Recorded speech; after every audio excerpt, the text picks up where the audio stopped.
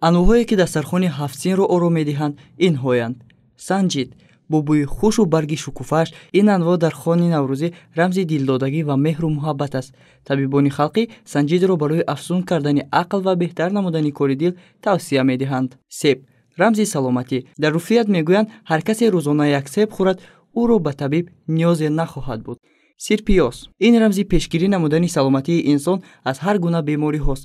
дар тиб сирпиёзро барои тақвият бахшидани узвҳои қалб ва пойдории қувваи ҳофиза истифода мебаранд. сирко нишони ризогиву тасаллӣ бахшидан аст. сирко барои ҳазм намудани таом ва омода намудани хӯришҳои гуногун истифода мешавад. самбуса як анвои муосир. онро аз алафҳои гуногуни баҳорӣ омода мекунанд. он барои рафъи дарди сар ва бештар намудани қувваи фикрронӣ тавсия дода мешавад.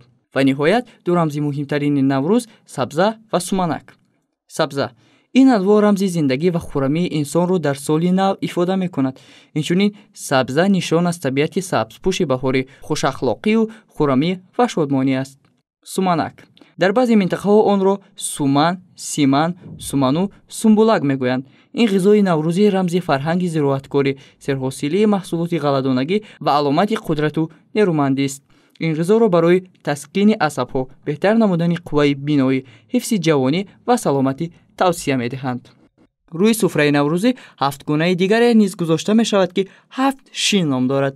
ниёгони мо гузоштани ҳафт шинро дар ашъорашон чунин тасвир намудаанд.